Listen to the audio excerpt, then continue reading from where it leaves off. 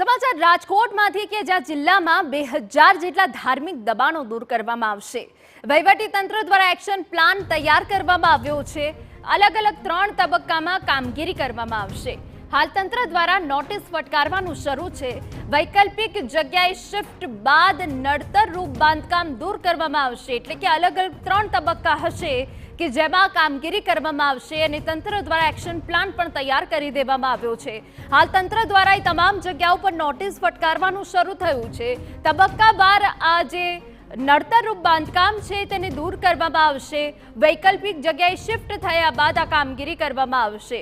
આપને જણાવી દઈએ કે 2000 જેટલા ધાર્મિક દબાણો છે જેને દૂર કરવાની કામગીરી હવે વહીવટી તંત્ર દ્વારા તૈયાર કરવામાં આવશે અને તેના માટે એક્શન પ્લાન પણ તૈયાર થઈ ગયો છે। અલગ અલગ 3 તબક્કા છે કે જેમાં કામગીરી કરવામાં આવશે।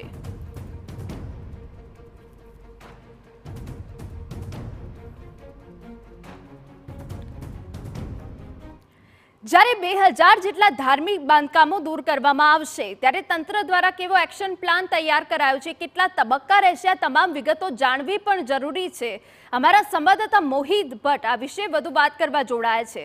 મોહિત, આપની પાસેથી જાણવું છે કે હાલ અલગ અલગ 3 એવા તબક્કા છે કે જેમાં કામગીરી કરવામાં આવશે અને તંત્ર પણ નોટિસ આપીને હાલ તો કામગીરી શરૂ કરી દીધી છે। તમામ જગ્યાએ નોટિસ આપવામાં આવી રહ્યા છે। વૈકલ્પિક જગ્યાએ શિફ્ટ બાદ નડતરરૂપ બાંધકામ દૂર કરવામાં આવશે। જો કે ખૂબ જ મોટો ટાસ્ક રહેવાનું છે। 2000 જેટલા ધાર્મિક દબાણો દૂર કરવામાં આવશે। અમારા સંવાદદાતા મોહિત ભટ્ટ જોડાઈ ગયા છે। મોહિત, આપની પાસેથી જાણવું છે કે જ્યારે 2000 જેટલા ધાર્મિક દબાણો દૂર કરવાની કામગીરી થાય ત્યારે સુરક્ષાનો બંદોબસ્ત પણ જોવો પડે, ચોક્કસ સમુદાયનો વિરોધ પણ જોવો પડે। હવે તંત્રએ કઈ રીતનો એક્શન પ્લાન તૈયાર કર્યો છે, આખરે કેટલા તબક્કામાં સમગ્ર કામગીરી પૂરી કરવામાં આવશે? મોહિત,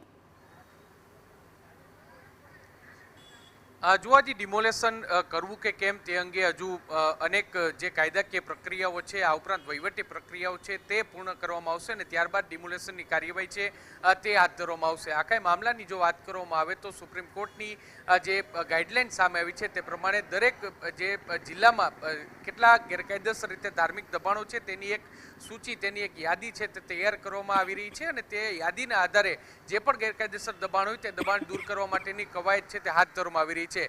જેના પગલે જ જે રાજકોટ જિલ્લા વહીવટી તંત્ર છે તેમના દ્વારા આ યાદી છે તે તૈયાર કરવામાં આવી છે, જેમાં 2100 થી વધારે ધાર્મિક દબાણો રાજકોટ શહેર અને જિલ્લામાં હોવાનું સામે આવ્યું છે।